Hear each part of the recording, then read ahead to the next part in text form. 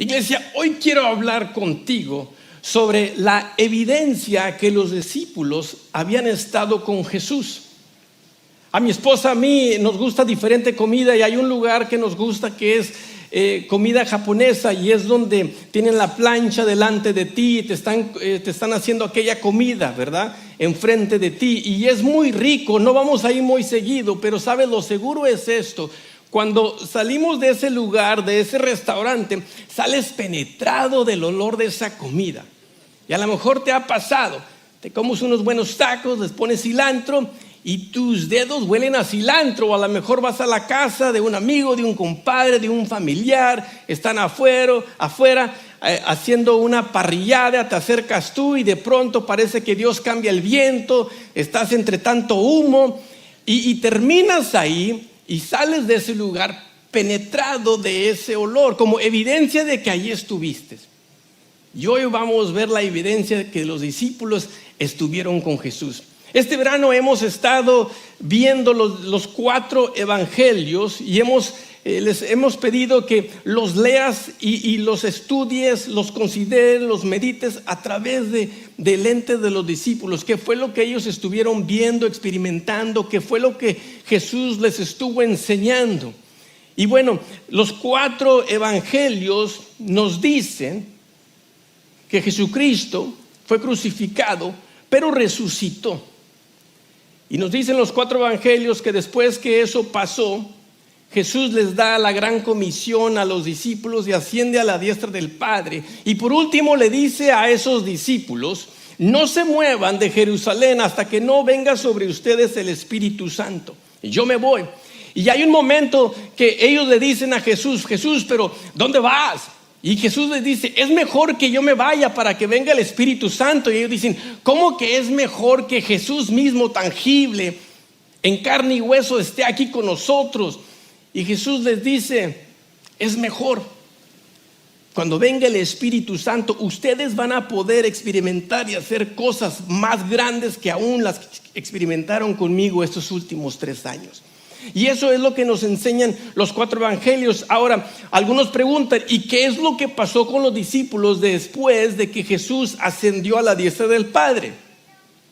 Bueno, sobre eso nos narra el libro de los Hechos. El libro de los Hechos nos habla sobre esas experiencias que tuvieron los discípulos y nos narra también lo que fue la historia de la primera iglesia.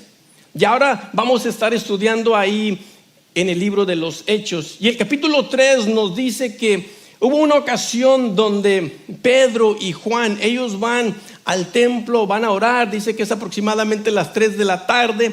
Y entrando al templo está ahí un hombre cojo y él está pidiendo limosna. Y le dice Pedro a este cojo allá en Hechos 3:6: no tengo oro ni plata, pero lo que tengo te doy. En el nombre de Jesucristo de Nazaret, levántate y anda.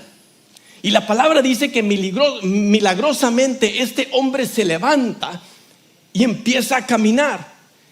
Ahora, no era sorpresa para estos 2 discípulos que este hombre estuviera ahí, porque la palabra nos dice que alguien fue y lo acomodó ahí. Es decir, que posiblemente este hombre fue cojo desde nacimiento y alguien lo tuvo que estar llevando al templo. Por lo tanto, si estuvo a la entrada del templo, no era la primera vez que estos 2 discípulos entraban al templo. Por lo tanto, tuvieron que haberlo pasado muchísimas veces antes de esa ocasión. Pero ¿cuál fue la diferencia? La diferencia fue que el Espíritu Santo ahora estaba sobre Pedro y estaba sobre Juan. Y ellos le dicen a este hombre: antes tal vez no te tomábamos en cuenta, pero ahora hay algo dentro de nosotros que no podemos silenciar. Hay un poder dentro de nosotros que ahora te queremos compartir. Oro y plata no tenemos, pero tenemos algo mayor. En el nombre de Jesucristo de Nazaret, levántate. Y ese hombre se levantó. Evidencia de que ellos habían estado con Jesús y ahora se lo comparten a él. Ahora esto les fue muy bien a ese hombre y se empezó a correr la voz lo que había pasado en el templo en ese momento. La gente se empieza a acumular.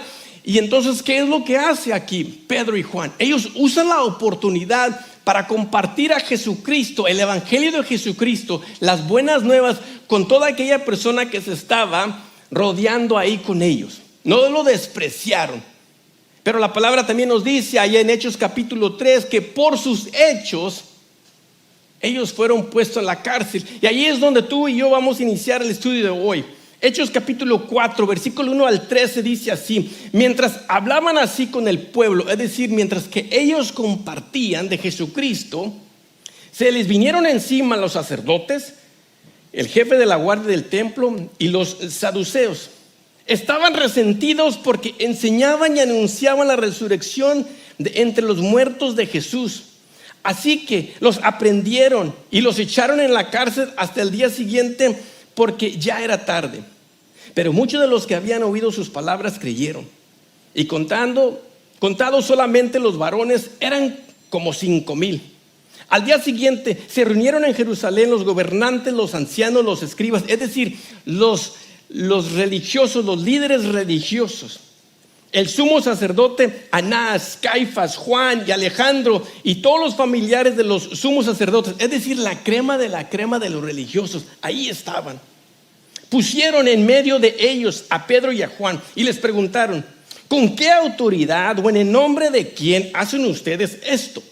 Entonces Pedro, fíjense, lleno del Espíritu Santo, les dijo: gobernantes y ancianos del pueblo, ya que hoy se nos interroga acerca del beneficio otorgado a un hombre enfermo y de cómo fue sanado, sepan todos ustedes, todo el pueblo de Israel, que este hombre está sano en presencia de ustedes, gracias al nombre de Jesucristo de Nazaret, a quien ustedes crucificaron y quien Dios resucitó de los muertos.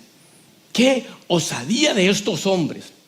Le dicen en este momento: este hombre que ustedes ven aquí, que hoy está sano, puesto de pie por sus propias fuerzas, él fue sanado gracias a Jesucristo, a la persona que hace unos pocos días ustedes mismos ayudaron para que fuera crucificado. Este Jesús es la piedra que ustedes, los edificadores, rechazaron y que no obstante ha llegado a ser la piedra angular. En ningún otro nombre hay salvación. Digo una vez más, en ningún otro hay salvación, porque no se ha dado a toda la humanidad ningún otro nombre bajo el cielo mediante el cual podemos alcanzar la salvación. Al ver el valor de Pedro y de Juan y cómo sabían que ellos eran gente del pueblo y sin mucha preparación, se maravillaron al reconocer que habían estado con Jesús. Palabra de Dios. Aquí Pedro y Juan, confrontados por los mismos religiosos que fueron responsables que Jesucristo fuera crucificado, y aquí, en vez de ser intimidados tal vez por esos líderes religiosos y toda su pandilla, la palabra dice que con mucha audacia y con mucho valor, con mucha valentía, ellos aún les dijeron: no, nosotros aquí estamos para compartir a Jesucristo. Este hombre fue sanado por el poder de Jesucristo. Aquel mismo hombre que ustedes crucificaron. La audacia de estos hombres, ¿no? Decirle a estos líderes religiosos, tal vez anteriormente hubieran sido intimidados, no le hubieran hablado a ellos de esta manera, pero ahora había algo en ellos que nadie podía silenciar, la presencia del Espíritu Santo que les daba ese denuedo. Y a lo mejor tú te encuentras en una situación donde no sabes tal vez cómo hablarle a tu cónyuge. A lo mejor eres maestra, no sabes cómo hablarle a tus estudiantes. A lo mejor eres intimidado por cómo te trata tu patrón, o a lo mejor tú eres aquel empresario y no sabes cómo hablar con aquellas personas. ¿Sabes? Si tú oras y le pides al Espíritu de Dios que venga sobre ti, ese mismo Espíritu te va a dar las palabras. Te va a dar las palabras correctas, el tono correcto y el tiempo correcto para poder hablar lo que necesitas que hablar. Aún la palabra de Dios dice que no tienes que preocuparte por qué decir. Si te encomiendas en las manos de Dios, Él va a llenar tu boca, tus labios, tu lengua de lo que tengas que decir a momento apropiado. Y fue lo que pasó aquí con estos discípulos.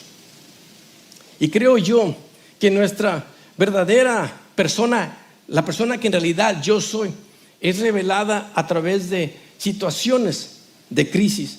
La crisis nunca hizo a ningún hombre, pero sí revela al verdadero hombre que tú eres.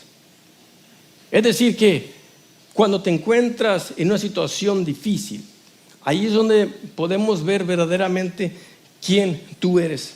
La crisis de su arresto de esos discípulos reveló la verdad sobre Pedro y sobre Juan.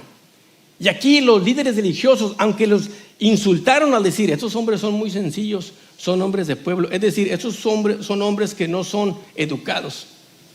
Pero algo no podemos negar, que hay algo diferente ahora en ellos, porque hablan diferente a lo que antes hablaban. No podemos tampoco negar que el que antes era cojo y no podía caminar, ahora puede caminar. No podemos negar que ellos habían estado con Jesús. ¿Cómo pudieron estos tipos tan sencillos hablar de esta manera? ¿Cómo? ¿Por qué ellos no sintieron o eran intimidados delante de estos líderes religiosos? ¿Cómo podían ellos atreverse a hablar con tanta libertad? Hay una simple conclusión a esas preguntas: que ellos habían estado con Jesús, familia. Los primeros cristianos pudieron impactar al mundo porque tuvieron un encuentro con Jesús que les cambió la vida. Y nada o nadie podía silenciar eso. Es como cuando tú y yo estamos en aquel restaurante o en aquella parrillada, que eres penetrado por ese humo, por esa fragancia, por ese olor de ese lugar. Tú sales de ahí y se te pegó eso. Quieras o no, estuviste tanto tiempo ahí en ese ambiente que eso se te pegó. Y ahora donde quiera que tú camines, eso va contigo. Te acercas a un familiar o a alguien que no estuvo en ese lugar y te dicen, tú hueles a tal lugar, o tú hueles que vienes de parrillada. Entonces dices, sí, ¿cómo sabes? Pues porque vienes penetrado de eso. O sea, tanto tiempo caminaste que se te pegó. Y así los discípulos no solamente conocían de Jesús, sino que conocían a Jesús. Ellos no solamente conocían de su poder, conocieron su poder. Y es lo que te estoy tratando de decir el día de hoy, que no es solamente de ir a la iglesia, sino que tú y yo debemos de ser la iglesia. Y eso solamente a través de tener un encuentro real y verdadero con Jesucristo y pedir que la presencia del Espíritu Santo sea con nosotros. ¿Estás conmigo? Este encuentro, iglesia, produjo un poder que transformó a los hombres comunes en valientes testigos de Cristo. ¿Por qué? Porque ellos habían estado con Jesús, habían tenido una relación íntima con Él. Y ahora, ellos no buscaron esta confrontación con estos líderes religiosos. Ellos simplemente iban al templo, iban a orar, iban a buscar la presencia de Dios. Y al caminar se les atraviesa esta persona y ellos hacen lo que ahora para ellos es natural. Tal vez antes ignoraban a tal persona, le sacaban la vuelta, pero ahora había algo dentro de ellos que les decía, oye, comparte con esta persona lo que hemos compartido contigo. Y cuando hablo de hemos, hablo de la Santa Trinidad, Dios Padre, Dios Hijo, Dios Espíritu Santo. Comparte con Él lo que hemos compartido contigo. Y lo hicieron y hubo un cambio radical en este hombre. Creo que algunas personas son más ruidosas sobre los deportes que les encantan o sobre su partido político que de su fe. Hablas más en tu trabajo y en la comunidad de estas otras cosas que de tu fe. ¿Qué diría la gente de tu empresa, de tu trabajo, si te escucharan hablar de Jesús, si te escucharan compartir de fe, si supieran que tú vas a la iglesia? ¿Se sorprenderían? Dirían, ¿a poco tú vas a la iglesia? Fíjate que no se te nota. O ya lo saben porque escuchan a Jesús en tu hablar, porque ven a Jesús a través de tu vivir, a través de tus acciones, porque llevas la fragancia de Él contigo donde quiera que tú vas. Ahora, entonces, ellos, ¿qué fue lo que pusieron en práctica estos discípulos ¿Qué fue lo que estudiaron de Jesús? ¿Qué fue aquellos que ellos empezaron a implementar en su vida a través de la ayuda del Espíritu Santo? Y creo yo que los seguidores de Cristo viven con un equilibrio de gracia y de verdad. ¿Por qué? Porque Jesús, Él caminó con esta gracia y con esta verdad. Nos dice Juan, escribe esto mismo de Jesús, que Jesús está lleno de gracia y de verdad. Y obviamente lo que queremos es que si estamos con Jesús, que algo de Jesús se nos pegue, vaya, ¿verdad? A nuestros hijos, ¿qué les decimos? Hijo, ponme atención, fíjate lo que estoy haciendo. ¿Para qué? Para que tú lo puedas hacer. No solo que solamente me escuches, quiero que también me veas. ¿Para qué? Para que lo practiques. Ese es el legado, yo creo que como padres queremos dejar con nuestros hijos, ¿verdad? Enseñarles lo bueno de nosotros. Y aquí Jesús está haciendo lo mismo. Él les enseñó a ellos a poder expresarse con verdad, sí, pero usando la gracia. La verdad, usando la gracia. Y sus seguidores debemos demostrar esto a través de nuestras vidas.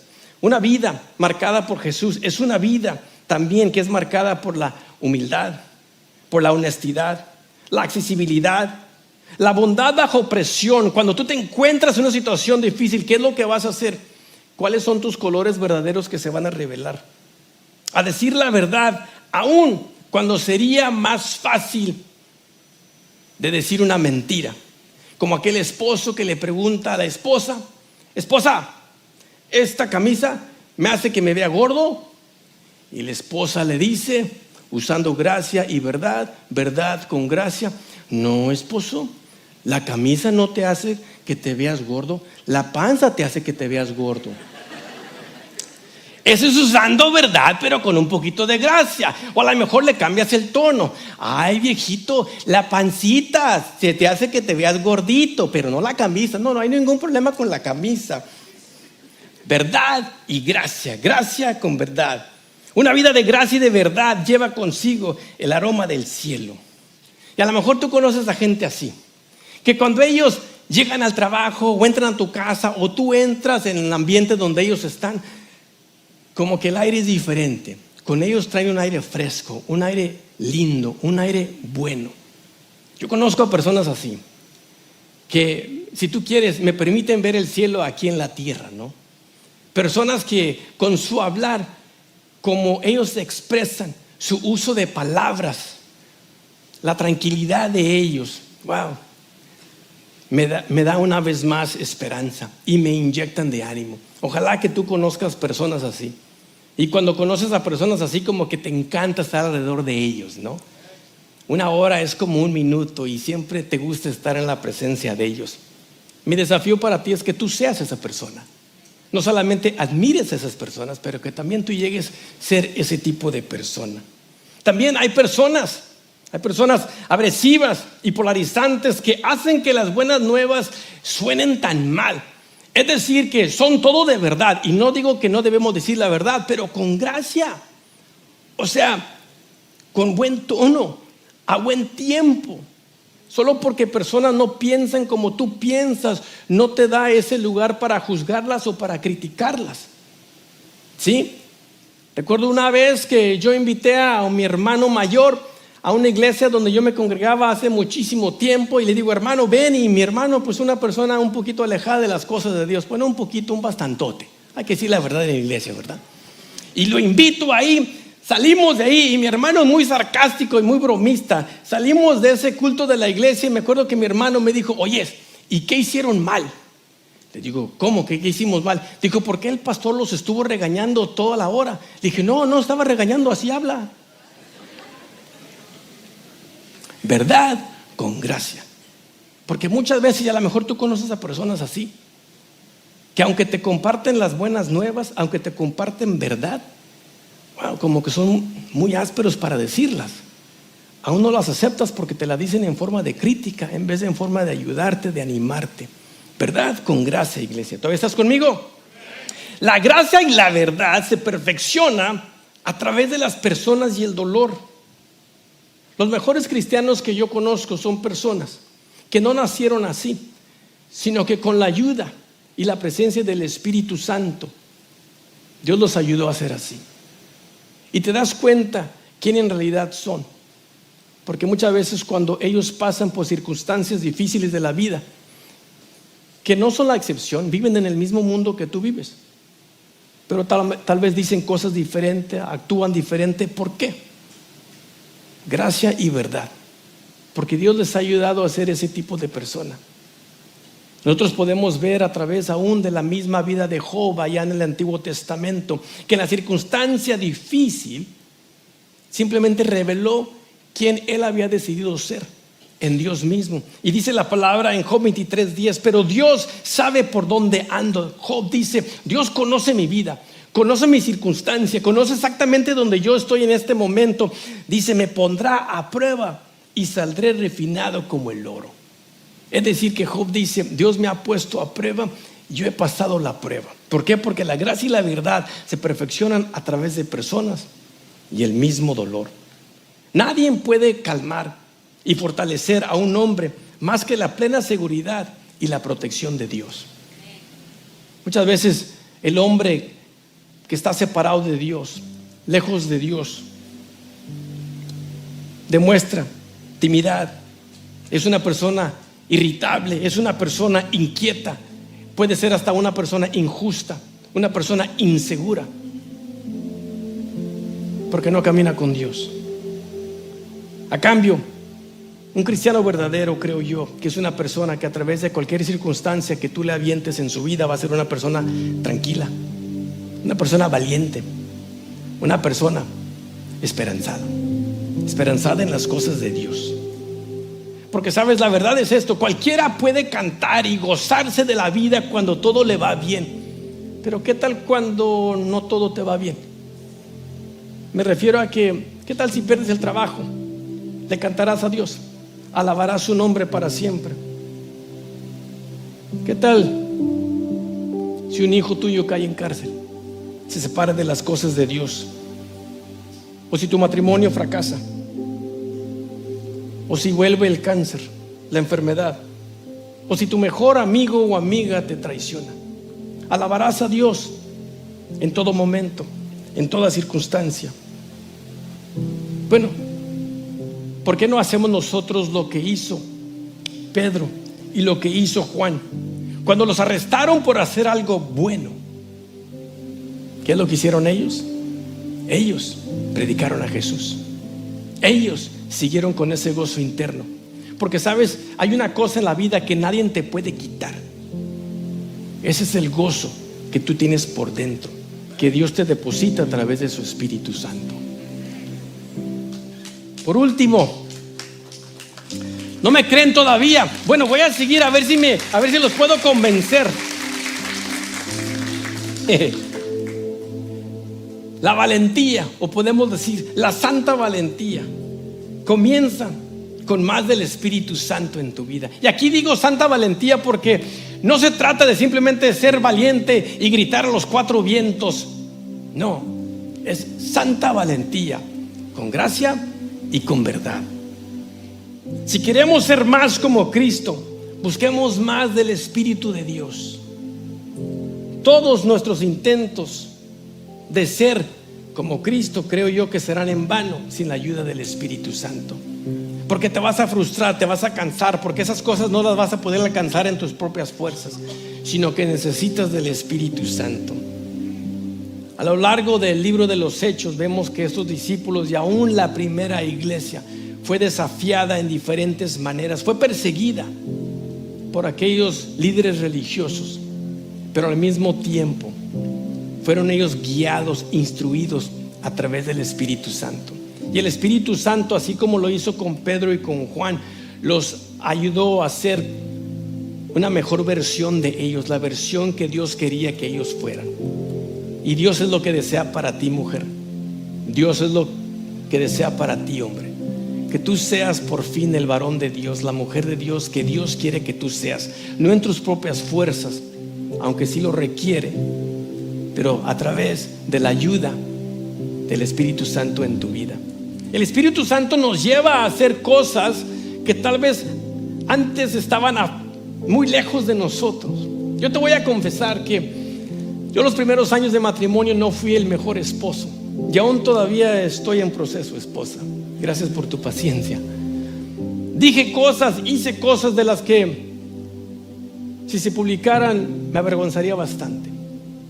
Pero gracias a Dios y la presencia del Espíritu Santo me ha ayudado, ¿sí?, a ser lento para hablar y rápido para escuchar, a detenerme y preguntar: Dios, ¿qué es lo que tú quieres que yo diga en este momento? ¿Qué es lo que tú quieres que haga en este momento? A veces he sentido que el Espíritu Santo me ha llevado a pedir perdón por cosas que dije, aun cuando yo me vea justificado, porque también mi esposa está en proceso. Pero yo me justificaba y yo decía: no, Dios, pero es que ella. Yo decía: no, me interesas tú. En esta vida tú solo puedes controlar a una persona y aún batallas. Eso es a ti mismo. Entonces vamos a trabajar contigo primero. Y lo hizo. ¿Sabes qué? El viernes llevé a uno de nuestros animalitos al veterinario. Y el veterinario hizo lo que tuvo que hacer con el animalito y me dio unos medicamentos para el mismo. Y llego yo a la casa y me fijo lo que me cobraron. Me dio 4 productos, pero veo que solamente me cobraron 3. El Darío anterior, la vieja persona que yo era, hubiera dicho: me sobrecobraron con la visita, me desquité con el 4º producto que me regalaron.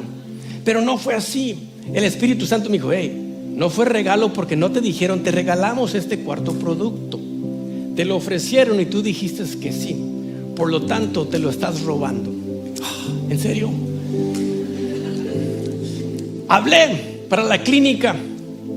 Me pusieron en espera y después de 10 minutos se colgó la llamada. Yo le dije a Dios: ya ves, estoy intentando, no quieren mi dinero. Algunos de ustedes saben de lo que hablo, ¿verdad?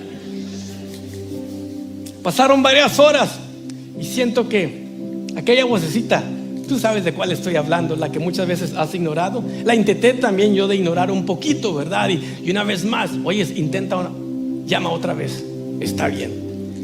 Llamé, me contestó la recepcionista y le dije lo que había pasado. Y muy asombrada me dijo: ¿sabes? ¿Te llevaste 4 productos y nada más te cobramos 3? Sí. ¿Y por qué estás llamando?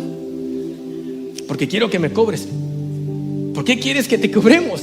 Digo: es que no te puedo explicar todo, pero necesito que me cobres, por favor. Y me cobró. Me sentí más tranquilo. ¿Por qué te platico eso? Porque muchas veces en cosas tan sencillas el Espíritu Santo nos está llamando, ¿no? Que hagas lo correcto. Son pruebas chiquititas, pero Dios, creo yo, que quiere ver lo que vamos a hacer en esa situación.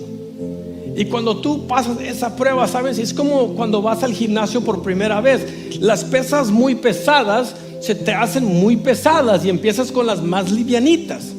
Pero como va el tiempo, vas haciendo músculo y le vas agregando un poquito más y más de peso. Si tú y yo queremos navegar por la vida y poder sobrellevar y sobrepasar aquellas situaciones difíciles, tenemos que primero pasar las chiquititas. Y con la ayuda del Espíritu Santo, Él te ayuda en esas chiquititas. Y cuando te pone en pruebas mayores, Él te va a ayudar también en las mayores. No te asustes. El salmista diría: alabaré al Señor por siempre, porque tú estás conmigo en toda situación. ¿Lo crees, iglesia? Gracias por escuchar este mensaje. Te invitamos a escuchar los próximos en www.palmvalleychurch.com.